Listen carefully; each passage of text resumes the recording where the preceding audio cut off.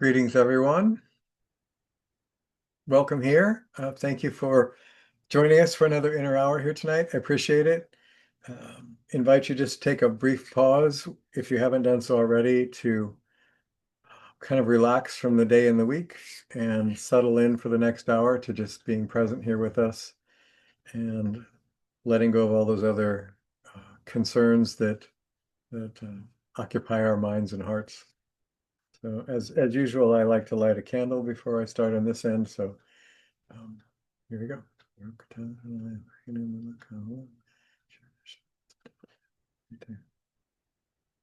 Shabbat Shalom. So, so this is, I think you've all been here for a while in this series, but just in case, we're doing a series on good and evil right now. The first couple of weeks, we talked a little bit about what individually, kind of what our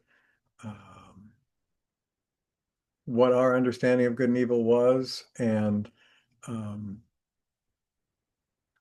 in terms of we talked about how intentions affect things versus just the outcome of our actions. We talked about people getting caught up in ego-centered or emotional-driven reactiveness and leading to bad behavior and bad consequences. We talked about a number of different things. So tonight again, it's hopefully going to be interactive. You're encouraged to turn on your mics and cameras anytime you want to make a comment or anytime you want to ask a question, um, which I encourage you to do. There will be some points that I will be asking you questions unless if the discussion kind of takes off, I may not need to do that, but otherwise I'll have some things I want to kind of put out there as points of discussion we might do tonight. Um, so it's a big topic, as you can kind of well understand. Philosophers and religions have devoted, lifetimes to understanding and teaching and writing about the nature of good and evil and how all that works and where it comes from and what to do with it and how whatever we believe about it, I think it's pretty obvious that we can see a big duality in our life and in the life of the world around us of things that we think are wonderful and good and beautiful and things that we think are really terrible and awful and mean and unfair and all of that. So so there's that whole component, and we can talk about this more in the series. We'll do a few more of these, I think, uh, in terms of how we deal with those things in our life. One of the things I want to do before the series ends is definitely have at least one session on, so given all that we've talked about, what do we do with all that? But tonight, what I'm going to focus on more tonight is, so we've kind of talked about how we think about good and evil and how we think it relates to choices people make and their intentions. So tonight I want to focus a little bit more on, so what are the scriptural sources have to say about good and evil?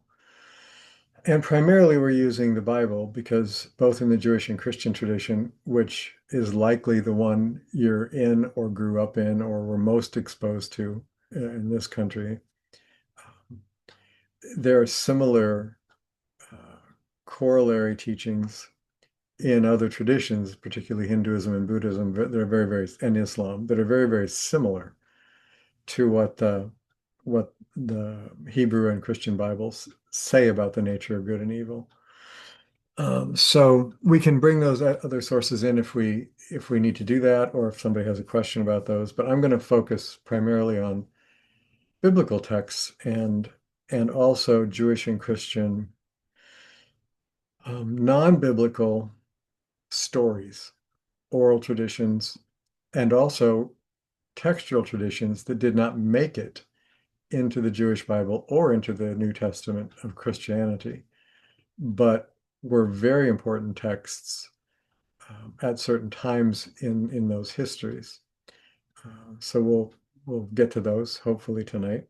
So so the first thing is that while human beings clearly are capable of choosing to do good or choosing to do bad, Um, and clearly, we can do that accidentally, the bad things sometimes.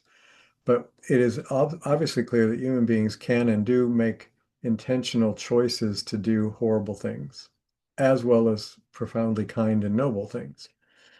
We have both of those capacities within us. So we've talked quite a bit about that, and we may talk more about that tonight. But from a textural standpoint, evil is not actually of human origin. And while we can participate in it and certainly are affected by it, that's not where it originates. And so that's what I want to talk a little bit about and introduce tonight. Some of this may be very familiar to you, and I will have kind of not needed to take this time to do this, but I think some of this is not really familiar to a lot of people. So I kind of want to set the stage, and then again, if you have questions at any time, ask, and then I'll hope we can have a discussion around this and what you think of this. I mean, just because it's in a text, again, depending on your belief framework and your understanding, for some of you, if it's in the Bible, then it has to be true no matter what, and has to be literally true. For some of you, it might be true if it's in the Bible, but it might be symbolically true, not literally true. And perhaps for some of you, it's like, well, just because it's in there doesn't mean it's true. So, uh, so in the biblical Jewish and Christian biblical record, good and evil is talked about in both traditions. And in neither tradition does it originate with mankind. It originates in the angelic kingdom. And so we need to take a step back and go, oh, so what's that? And how is that different than the human kingdom? Which would be a whole lifetime study in itself. So again, this is all going to kind of be sort of synthesized and hopefully simplified, but the Jewish and Christian traditions both share the same creation story, which occurs in the book in English called Genesis, called Bereshit in Hebrew. And there are two creation stories, as it turns out, in Genesis. Chapter 1 is a creation story. Chapter 2 is a different creation story. And then chapter 3, everything was hunky-dory in the garden. Once everything was made, and there was a Garden of Eden, and it was like paradise, and everything they needed was provided, and God was there, and they walked and talked with God and could see God and relate to God, and nothing ate each other, and everything was peaceful, and so on. All of a sudden, just by the third chapter of the first book of the Bible, we're in trouble. And there's something called the fall of man, which you probably are familiar with. That's the Garden of Eden story, where the Lord God instructs Adam and Eve to freely partake of the garden, to enjoy the garden, to be caretakers of the garden, and to eat freely from the tree of life, which is in the center of the garden, but do not partake of the tree of knowledge of good and evil, which is also at the center of the garden. So right away, in the very beginning, before mankind had anything to do with good and evil existed. There was already a tree of the knowledge of good and evil. And that tree was in this paradisical setting. So it's already there. The implication being God created both. Not that some external God or some external force somehow put this there, but that was part of the design. But that it was not to be part of Adam and Eve's experience. It was for some other purpose. And they violated that instruction and did eat of the fruit of the tree of knowledge of good and evil, which then completely changed their consciousness, their awareness, their attitude, and their life from then on, and all of our lives from then on, according to the Bible. But that is not the beginning of evil. That was already there. And so there's another thing that predates the so-called fall of man. That predating of the fall of man, the earlier story is the fall of the angels, or the rebellion in heaven, or the rebellion of the angels. That story does not appear in the biblical text, Jewish or Christian. However, it is referred to. It was clearly known about, it was clearly believed and taught, and it is referred to in multiple places in both the Jewish and Christian Bibles. But the story of it does not occur there. Um, so the basic story, and again, this is summarizing it, is that the evil we now know as evil, that influences mankind, that mankind can take into itself and become an agent of, that kind of evil originated in the angelic kingdom. And it originated as a rebellion against God's plan. Excuse me. So, so essentially, this is a very long, complicated story that I'm going to make very simple. Um, there was a great angelic being. That great angelic being is referred to in many traditions now as Lucifer, which was a Latin name, not a Hebrew one, that meant light bearer, and also known by the name of Satan, which is a Hebrew word, and also known um, by some other names, although later tradition identifies these other names not with that being itself, but with subservient fallen angels who served this head angel. The head angel being either Lucifer again or Satan, but some of the other names associated with it are Beelzebub, which means Lord of the Flies, Baal. There are a number of biblical names that are considered evil forces or demonic.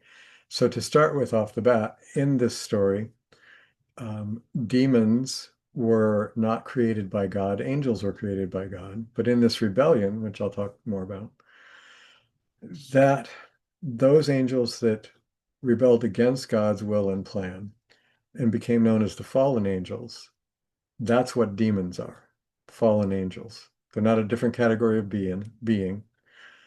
They're angelic, but they're fallen angels who are rebellious toward God. The name Lucifer and why we call him Lucifer is because in Isaiah, in a text from Isaiah, if you want to look it up, it's Isaiah 14:12 through 15. There's a statement that basically um, talks about the fall from heaven and what a great fall it was in this rebellion. This is a very short passage that is referring to the story of the fall of angels, which does not occur in the Bible. I'll tell you two other books where it does occur and where you can find it, but they're not in the Bible. And um, it says in this passage from Isaiah where the prophet is talking about this story that he knows very well, it says, day star or star of the morning is how it's literally translated. Comes from the Hebrew word Hallel. That's the word that's actually used in the Hebrew text. That is probably accurately translated as shining one. So the idea of a shining one or a very radiant one or a light bearer, Lucifer, or the star of the morning or the day star, the brightest star of the heavens, a great radiant angel. Um, how far you have fallen from the heavens. And then it goes on to talk about the fall of this being, and that this being took a lot of others with him and fell out of the graces of God, were cast out of heaven and into the abyss, or sometimes called the void. So that that rebellious energy that tries to disrupt God's plan, specifically God's plan for mankind, is the origin of evil that we experience. And That's where demons began, was these fallen angels who are now actively and hostilely working against God's design for human beings. Now, more of the story is that everything was hunky-dory between God and all of the angels, and there are different types of angels in the Bible also. There's a hierarchy of angels in the Bible. There's what we generally, as a large category, call angels or angelic beings. Then within that huge category, there's a kind of a hierarchy of power of those angels. There are seraphim, which are six-winged beings that always stand before the throne, facing the throne of God. There are cherubim, who are very powerful, huge, protective angels, like the two that guard the gates to Eden, that guard some of the temples that appear in the Holy of Holies in the temple in Jerusalem. Um, there are healing angels, ministering angels. There are angels that watch over plant and animal life. There are angels that are communication angels, like Gabriel. There are angels that are healing angels, like Raphael, whose name means healing of God. Gabriel means the strength of God. And he's the one that always is appearing, communicating. And Gabriel appeared to Mary and told her blah, blah, blah, blah, blah. And Gabriel appeared to Joseph in a dream and told him. He's the angel that's always doing the communication in the Bible with human beings. Um, so there's archangels who are like supervisors over a large host of angels, and each one of them has a particular focus, like Raphael, the archangel, supervises the healing work of all the other angels. Michael, who's the protector angel, guardian angel, supervises the work of all the other angels involved in that work, and so on. So it's a very, that's an in-depth kind of a study itself. So they're all created and everything's fine. And by all accounts, mankind, the soul that we think of as us, the soul, was created later. And that soul, which then became humans, the soul uh, connected to a human form or body, those human beings, God said, were his best creation. And at that point, instructed the angelic realm that they were to be servants of the human souls.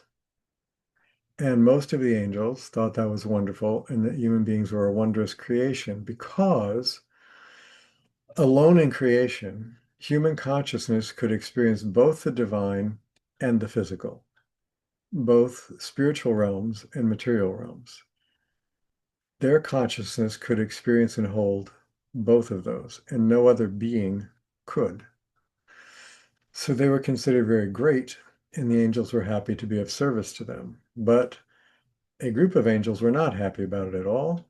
They felt they were firstborn, therefore they were more important. They certainly had more powers, and that they deserved more, and that they should not be subservient to mankind. Mankind, if anything, should be subservient to them. The head angel that rebelled against that is now called Satan, or in some cases Lucifer. Um, the Hebrew word, the earliest writings about him and the stories that are not biblical, is Samael, which means the poison of God.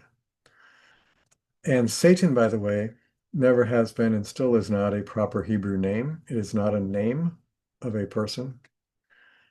It is a descriptor, an adjective, or a descriptive noun, and it is preceded by the Hebrew word ha, which is the article the or the. So when it's ever referred to in Hayton, it's Hasatan, not it's not a name, it is the adversary. So that's how this being is referred to, Hasatan, the adversary. And not even as the adversary of God, actually, although we may think of it that way, but as the adversary of us and God's plan for us, for our spiritual awakening and fulfillment, and for our being able to co-create with God and help create the kingdom of God on earth, an adversary to all of that. And the tools that this adversary uses, along with his whole host of demons or fallen angels, are many, but primarily temptation, greed, anger, fear, many of the things that we think of as very negative emotions that can drive human beings to do terrible acts. Um, and we don't have any shortage of those as reference points in our world. So that's the kind of story of first came the fall of angels.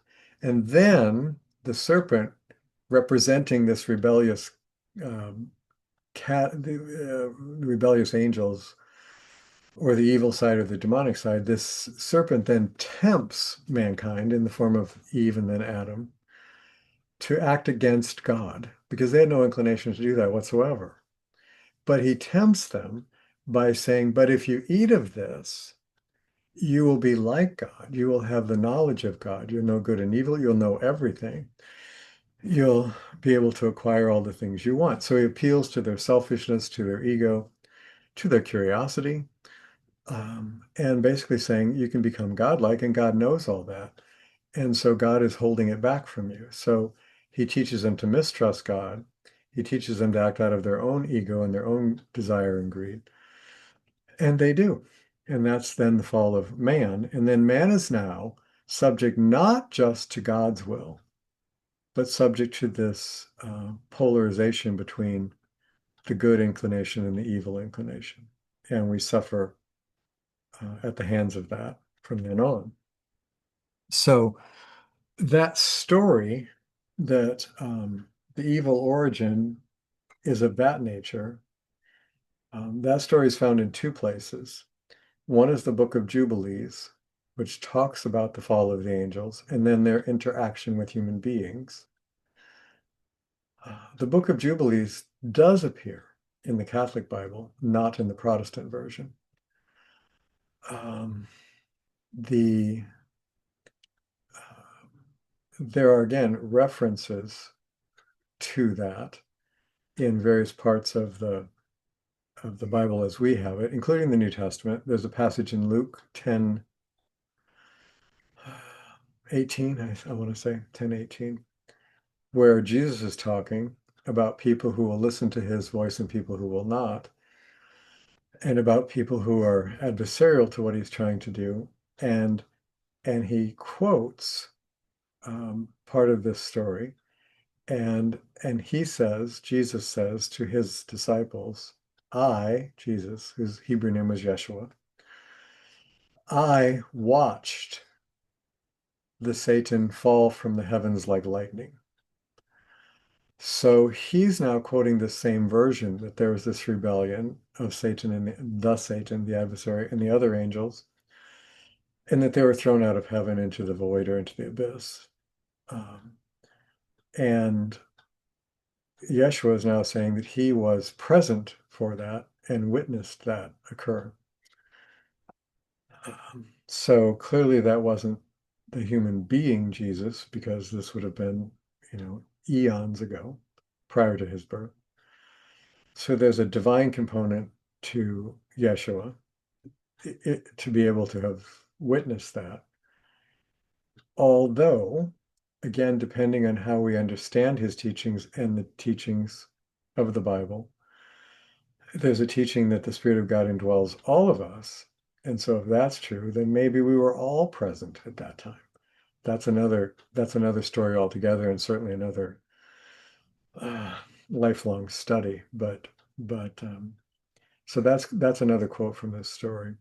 So the Book of Jubilees talks about these fallen angels and how some of them begin to interact with man, and these angels begin to lust after human women and then have actual intercourse with these human women and create offspring with these human women.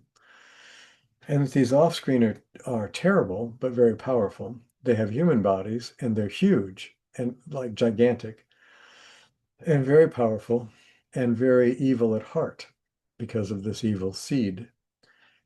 These beings are talked about in the Bible. They're talked about in the book of Genesis, and they're called Nephilim.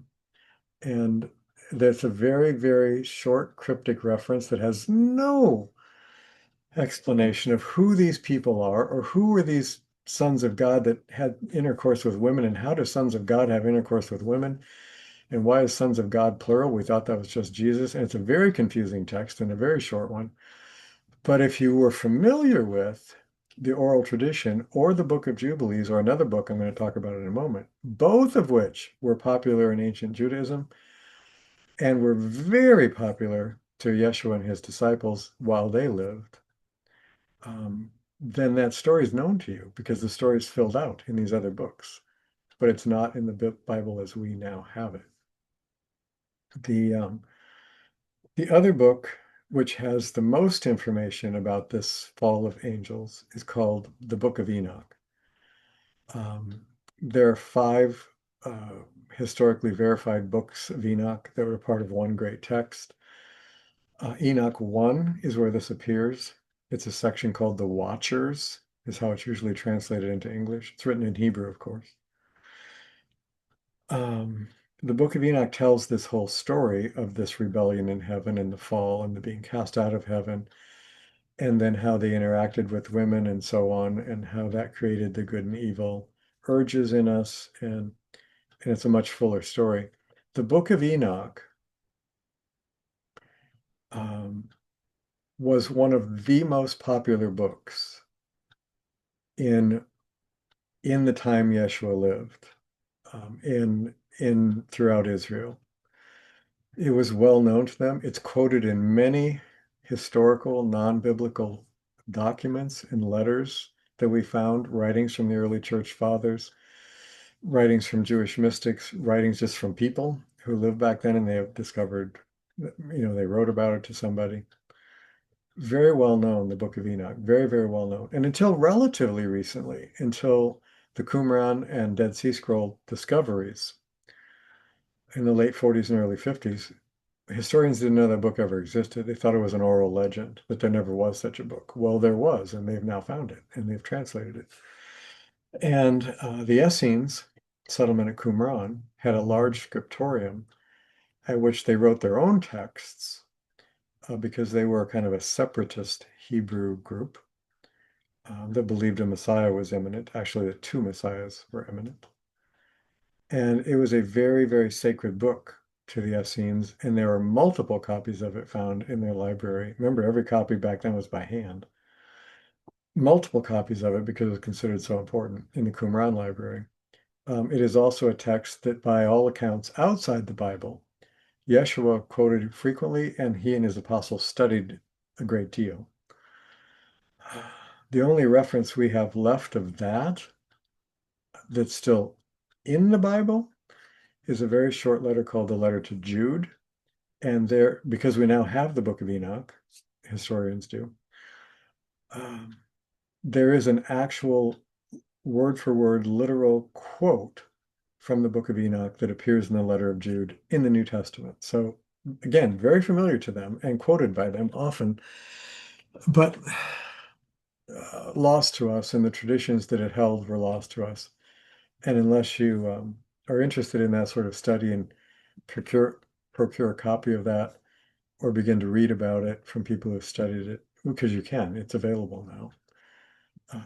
It's a whole side to that era that will be quite unfamiliar to you, but was very familiar to Yeshua and his apostles, and actually shed some light on what they understood that they were doing that we totally miss without that reference point. So, and I'll stop talking about this whole history in just a moment. So the fall of man then occurs well after that, which is recounted in the Genesis 3, where they submit to this temptation by the serpent, who is not named in that text. And Adam and Eve lose the ability to communicate with God, whereas before they spoke with him every day. They lose awareness of God. They become aware of separation, whereas before they experienced connectedness and oneness with creatures, with God, with each other. They understood each other. They understood the languages of animals. Now they can no longer understand the animals' language. They can't communicate with them. Now They're aware of their nakedness, which they weren't before. They have a great deal of self-awareness, which they did not before. They begin to be consumed with themselves, which they weren't before. They now are exiled from the garden. They have to work to grow their own food, which is still vegetarian, by the way, at this point. Um, Meat eating is not introduced until after the flood, when Noah and his family survive. Um, so they struggle to eat. They struggle in their relationship. They struggle to give birth. We don't know what form birth took before that, if any, but there are texts in the Bible that specifically say now the woman will have great travail in childbirth and great pain and great difficulty.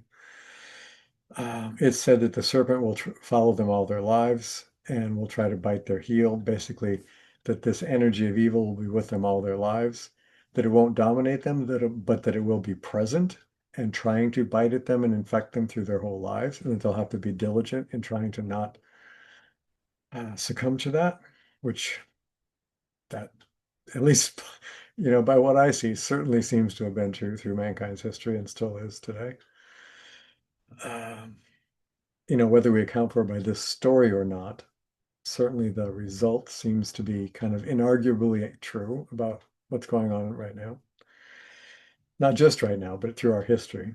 Uh, so that's kind of the story. Now, then again, there were angels who weren't part of that rebellion, which was the largest group, who continue to serve God, who continue to support and try to protect and inspire mankind, uh, all of whom have different facets or different jobs, you might say, that they're entrusted to. So that's the story. And a lot of people these days, pardon me, unless you're kind of a very uh, traditional, perhaps fundamental literalist Christian or Jew for that matter, or at least a traditional one, even if you accept parts of the Bible are symbolic and metaphorical and metaphysical and so on. Even if you accept that, but you're still pretty traditionally oriented, you might kind of accept this story as literal, that there's a literal truth to this story, as well as a symbolic, metaphorical meaning, that literally this stuff happened, that there really are angels, and that there really are demons, and that there really isn't a conflict going on, and that we're caught up in the middle of that conflict, and that that's actually so. Or many highly educated people today who aren't particularly people in a traditional faith, but either people of no faith, um, or people who consider themselves spiritual, but uh, don't consider themselves Christian or Jews or any particular established religion. They just consider themselves somehow part of this divine oneness, somehow aware of and participating in this divine essence or divine spirit that has given us all life, and we are all connected in that somehow. And they don't have any maybe particular doctrines or particular theology, but just sort of a general sense of love is good. I'm a loving person. I'm a kind person. I'm spiritual. I'm going to do the best I can to help the world and people in my life. But they don't identify as any particular category of believer. Many of those people no longer believe in angels and demons, no longer believe, at least literally, that there's such a thing. Are there good choices and bad? Yes. Can we do good and bad things? Yes. Do we have a choice between them? Yes. Are there certainly awful consequences going on in the world? Yes. They kind of accept all that because it's hard not to, but they don't accept that there's such a thing as a demonic influence or an angelic influence for that matter, because they don't think such things exist. They think that's all superstition, old, uneducated superstition. And so, which might be what some of you think as well. But what is pretty much inarguable is that ancient spiritual texts, the ones I've just mentioned, plus ones in Hinduism, plus ones in Buddhism, plus ones in Islam, which is the youngest of all those religions, clearly do say, yep, this stuff is all real. Yes, there's also metaphorical and symbolic aspects of it and how we make choices and the effects our choices have. Yes, some of it's allegorical in terms of warning about moral dangers and how to live a good life and so forth. Yes, to all that. But clearly, all those texts also are quite clear about this is also real, just as real as you and I are. Which makes, frankly, I think some of the people who don't want to think along those lines is not because they've really contemplated it and analyzed the teachings in the texts and looked at their own life and looked at their own consciousness and looked at what's happening in the world and come to the actual conclusion of, nope, I reject that. That's just not so. I think the reason many people reject it is because it's too uncomfortable to think about. They're much more comfortable believing this isn't possible, it's not happening, it's not real. And I think a lot of the rejection of the teaching is because I don't want to believe it. So they don't. Um, so that's kind of a very short summation of what the scriptures have to say about the origin of what we now call good and evil. And that there's another category of being besides us.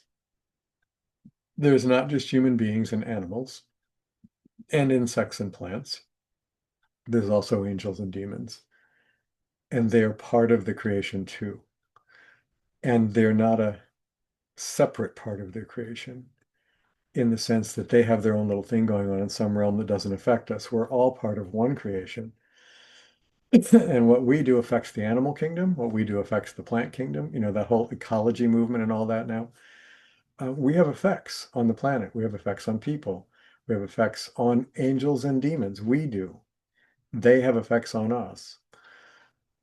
If this story is true, and you're certainly welcome to believe it isn't, but while it's uncomfortable, I can tell you for what it's worth, not that I have any authority, but for what it's worth, both in my understanding and in my actual experience, um, I believe it's true. And the picture makes sense to me of some things that otherwise are very difficult to explain, I think. Um, and beyond that, if you've not encountered it, it's much easier not to believe in it. So this is the last piece I'll say, and then I'll open it up. Um, there are many good, kind-hearted people today who believe that everybody's like them. They're all at core kind-hearted, decent, good people. And that all we have to do with the bad people in the world is understand them and be patient to them and talk reasonably to them and honor them and hear their voice, and they will feel cared for and valued, and we'll all get along and things will be fine. And by and large, that's true because most people are basically decent people, and you can reason with decent people. You can come to accord with decent people. You can appeal to decent people's better moral judgment, which is how Gandhi freed India, basically, because the Britons had a strong sense of morality. And when he demonstrated to them clearly and unequivocally what they were doing was unjust and cruel, they stopped.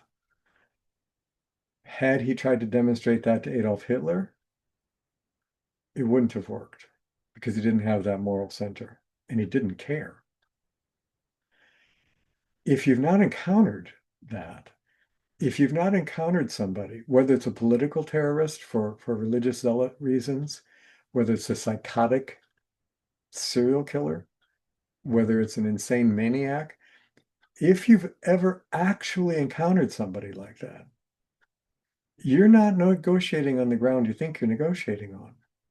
And and the result's not going to be what you think it's going to be. You're going to be putting yourself in danger. And those negotiations cannot be trusted because they have no interest in appeasing you, coming to peace with you. They have an agenda they want to accomplish. And in some cases, that agenda is they want to kill you. They want to destroy you. And they're more than happy to do it. Actually, not willing to do it, happy to do it. Now, if you've never met a being like that, and I hope you haven't, whether you met them in spirit or in the flesh, because there are ones in spirit like that too, these demons, if you've never met them, it's really hard to believe such things exist. And God bless you if you haven't ever had to see one of those. But anybody who has, whether it's a human being like that, who's just as happy to cut your throat as talk to you, um, or whether you've met a demonic entity, uh, they're not. You can't you can't hope to achieve the same thing that you could with somebody with this moral core, shall we say. So the and it's very easy not to believe in all this stuff, which is great. I'm not trying to talk you into believing it. I'm just saying that this is the story in many traditions of how it started, and that those forces, entities, whatever you want to call them, are still at play. That whole dynamic um, is still at present incomplete and unresolved, and that it affects us. It may affect us very minimally, frankly, if we're oriented toward God, if we're compassionate, kind people, if we try to surround ourselves with good people and we are a good person, it may impact us quite minimally, actually. But it's still going to have an impact because it's impacting others in our world who are much more leaning in those directions. And so there's some things, you know, I'm not committing crimes. You don't have to worry about me raping your daughter, stealing your car, whatever, whatever, murdering you because I don't like the way you think. You don't have to worry about me doing that. I'm not going to do that. Neither are you. You're safe, We're not the ones doing that. So it's not impacting us in that way. But there are people in the world doing those things and in some cases impacting very nice people. So we're not immune, we're not safe from the potentiality of being impacted by it. And pretending it doesn't exist and can't exist uh, isn't is not a defense against it. So that's a lot in a very short space. And you may think this is all garbage, and that's just fine. And you could be right. It could all be garbage.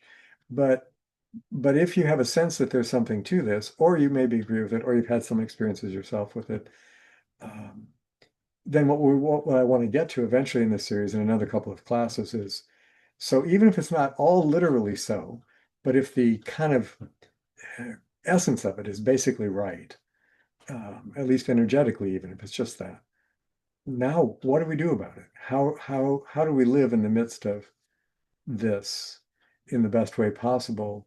And what's our place in all of that?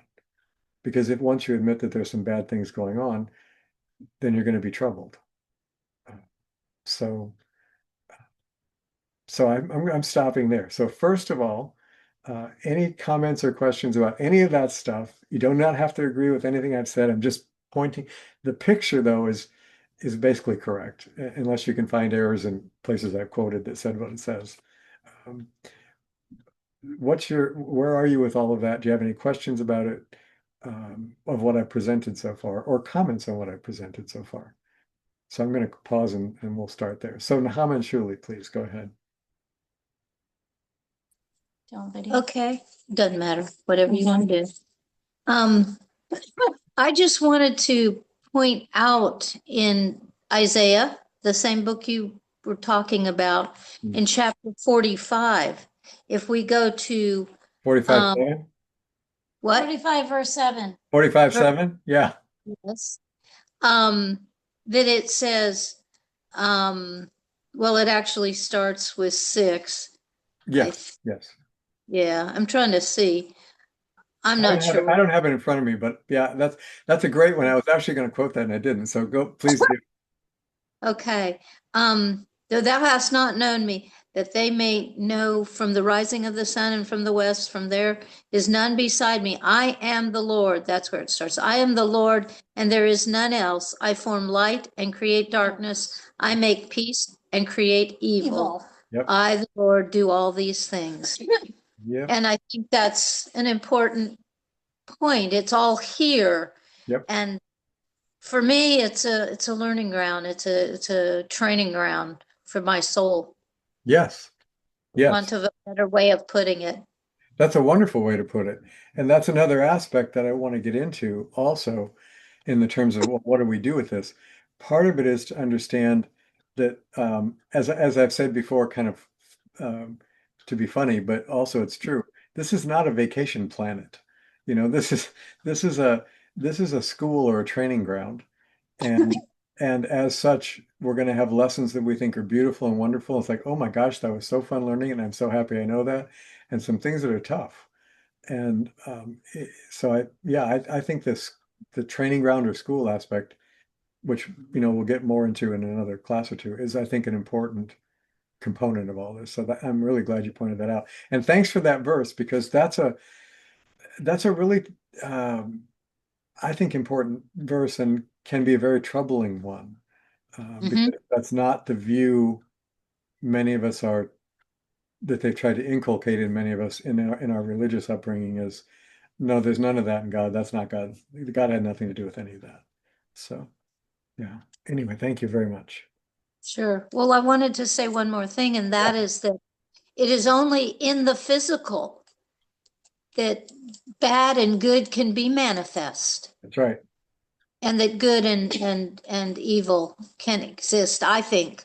Hmm. And so that's also something for us to consider, and that's part of that choice. I can choose Hmm. how to respond in any moment. Hmm. And if unless I just say, "Oh, I couldn't do anything else," but if we learn to take a breath before we act, Yeah, and we get a choice in how we respond to things, and we could create a world that's primarily good. that's right. That's And right. so, anyway, that's what I wanted to say. Mm. Sorry, I was too strong with it. Not at all. No, that's really wonderful. Thank you so much. That's everything you said is very important, and I'm glad we're getting to that. That's awesome. Yeah. So, anyone else? Thank you both. Mhm. Anyone else comment, question? I see some. I would like to say something. Yeah, please, Lisa, go ahead. Um, I have been one of those that has been, for some reason, able to be involved spiritually since a young age and have been aware of even demons and angels. Mhm. And I'm going to say this for those who don't believe, if you've heard a demon scream, you'll never, there's no other sound like that. The sound, the smell of sulfur, there are certain things, but also the angelic presence that I just don't, I guess I was just, when you were talking, unaware of how many people didn't have those kind of experiences that Mhm. they didn't know. Mhm. Do Mhm. you know what I'm talking about? Yes, I do. I mean, do you Yeah, know like your soul recoils, that yeah. kind of presence? Oh yeah. Oh yeah. And I mean, I personally like to say about an hour's worth of prayers each day. I find it like spiritually protection. Mhm. It makes my day go smoother. I'm just very aware of Mhm. they're not just like a concept. They're real. And It is not just a, yes. That's a key point. Thank you. Keep going. Yeah. yeah, Yeah. that's all I wanted to say. I just was surprised when you were talking. It never really occurred to me that people were like, oh, no, it's just pretend because if you I don't know how to explain that screech, that scream that is not an earthly sound. It's definitely not an earthly sound. I know. So I just wanted to say that. And thank you for saying that. I didn't want to feel like I was the only one who knew about No, it. I will say that among the people I've met, um, many have not had those experiences at all. Or And I don't conversely, want them to have it. I oh don't want God, them no, to me have neither. it. Or conversely, even angels. I mean, many of them have not experienced. I mean, experienced an angel in the sense of consciously actually experiencing being in the presence of an angel or an archangel or a cherubim. Um, if you ever have, as you know, if you when someone has an experience of one of these beings, an actual experience of them, it's clearly no longer a concept. It's a Right. And the angelic thing is like such an opposite. It's such an wondrous experience, that yeah, it's just amazing. Anyway, I'll be quiet. Somebody yeah, Eunice, please go ahead. Thank you, Lisa. Appreciate it. Yes. Go ahead, Eunice. First thing, Lisa, don't feel Yeah. all alone. I'll I'll just get that in quick. And then this gets pretty abstract in its way. Because we have this thing. I have never encountered angels as a hierarchy. I know that that exists on some level, Mhm. but it's not been my experience. And then, like the theosophists, have this, like Jeffrey Hodson and his books, go all the way from their angelic kingdoms, and they sort of has a sequence down into the nature spirits, and Yeah, yeah, it's yeah. a hierarchy all the way down to that. Mhm. I don't get that. Mhm. I don't understand it. Are these separate things? In other words, Are, are are you there angels are you in a asking me that, or hierarchy? are you just, I mean, are you That's a question. okay? Yes. Yeah. So first of all, in terms of the hierarchy part, it it might be more helpful to think of it in terms of roles, different roles, as opposed to just like hierarchical authority. More in terms of there are certain types of angels that work in certain uh, with certain aspects, and other angels work with different aspects, and the that division of labor, so to speak, um, goes all the way down to into the plant kingdom. And there are actual angelic beings um, that work with plants, particularly trees, but work with plants in general. There are ones that work with animals, and the which you know that's another interesting story, and there's a lot to that. But yeah, it's it's pervasive because in one way, um, the word angel comes from the Greek angelos, which means a messenger or one sent with a mission.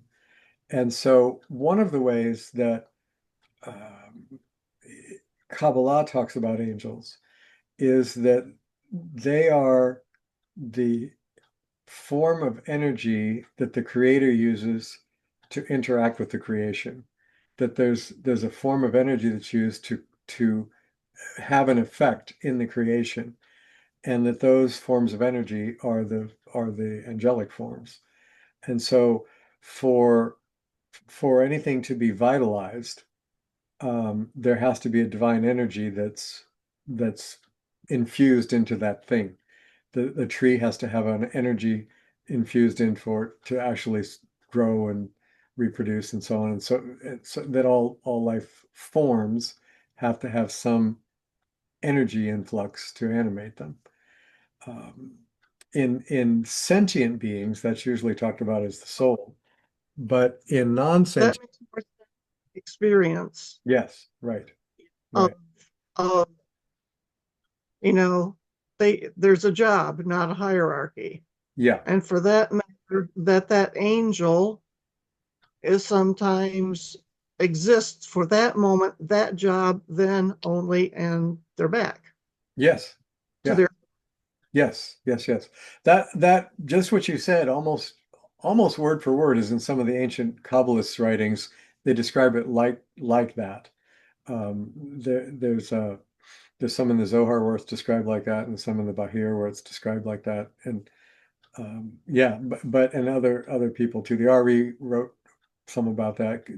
Joseph Cairo. Some of the famous Kabbalists described it like that. That there's this It's created and once that. curious that Mhm.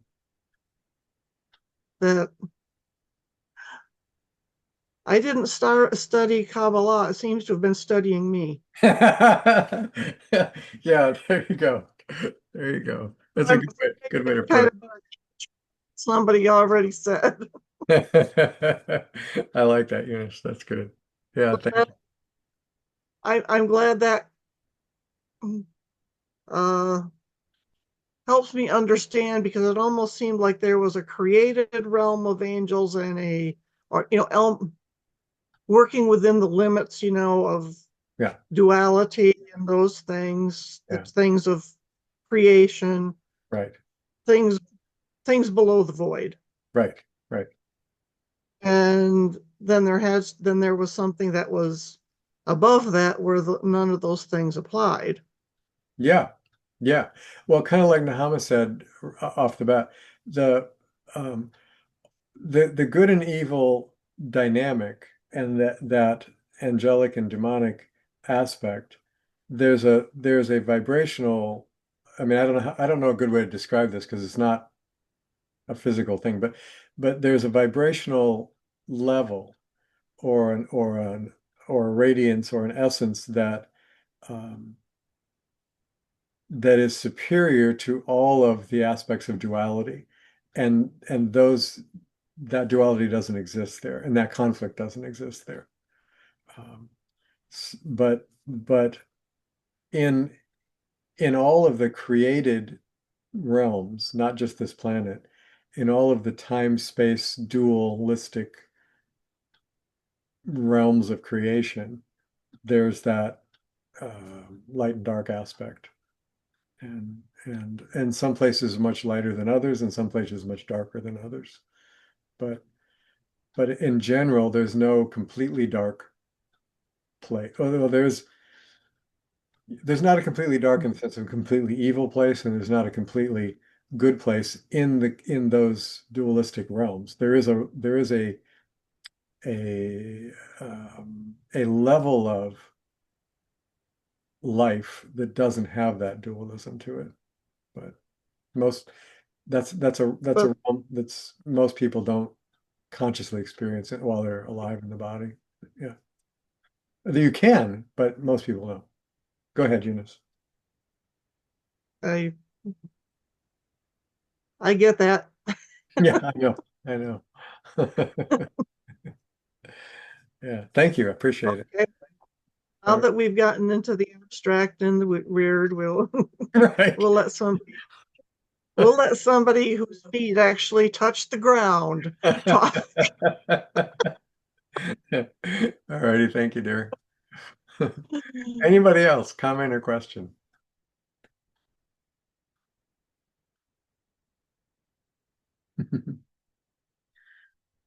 So, gosh, I just looked at the clock. It seemed to go by fast to me tonight.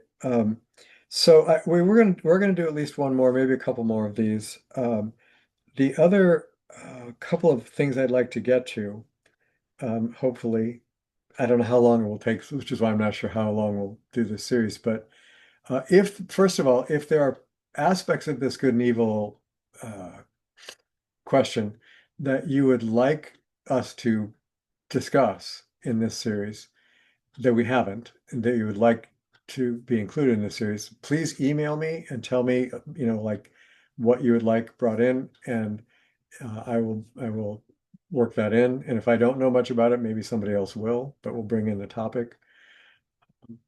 So please, feel free to do that. The um, the parts that I'm hoping to get to before we wrap up this series uh, also are um, at the human level, what both the angelic and the demonic influences can do and how those interface with our consciousness. How does that interface work? And secondarily, the whole kind of Christian idea, actually Jewish too, but in a slightly different way of looking at it. The Jewish idea of teshuvah, of returning to God and coming back into the wholeness again, and the Christian idea of redemption, of getting out from under the dominion of the Satan and restoring the right relationship with God again, usually talked about in terms of redemption. Um, how do those ideas, how does the angelic and demonic aspect relate to those ideas, if at all? Does it relate to those ideas? And if it does, how does it relate to those ideas? What part does that play in the redemption process or the return process? So I want to talk a bit more about the return idea and or the redemption idea, which are different ways of getting at the same thing, but they are distinct, but they're different ways of, I think, trying to describe the same spiritual process. Um, how does that work? And then, so I'm hoping we can get into a bit of that. And then the probably the most important thing is I'd like to have at least a class on, given all of this, whatever you make of all of this, uh, what do we do? What do we do with all that? How are we to live? How are we to make an impact for those of us who are troubled by the world? How are we to make an impact on the world process? And or can we? And um, what's what's our role? What's our place in this whole drama that's playing out? So those are things I'm hoping to get to. When we do get to the part about what to do and what can we do, I'm going to rely personally quite a bit, really heavily on Yeshua and what he taught, which may or may not be things that are familiar to you, because much of what you've heard that he taught and said in Christian churches, like he taught this, he taught that, he said that, if you actually look in the Bible, he didn't say any of those things. And some of the things he does say, they don't talk about. So it may be a little different than what you're used to. It may not, because some of you have studied quite a bit. But anyway, I do want to draw on some of that in terms of ideas for solutions, so to speak, or ways of how to relate to all of this. So that I find helpful. Okay, well, thanks again. I appreciate you being here. I do think it's an important topic, even if it's sometimes a very uncomfortable one. So we're going to do at least another one or two on this, and then we'll move on to something else. So make sure if you have something you want us to cover that we haven't yet, send me an email. I'll make sure we get that in there. And that's it for tonight, I guess. So let's just take a brief moment. And I've gone 2 minutes over. I apologize. Let's just take this moment to ask that this Holy Spirit of this loving creator of our God, that loving spirit permeate each and every one of us, that we stay open and awake and responsive to it, and that we extend that spirit to all those that we greet in the week ahead, that that spirit may be a blessing to them, and that we may be blessed by opening up to it within ourselves. Thank you for your kind attention and your participation. I really appreciate it, and I hope you have a blessed week and a week of peace. Good night. Thank you.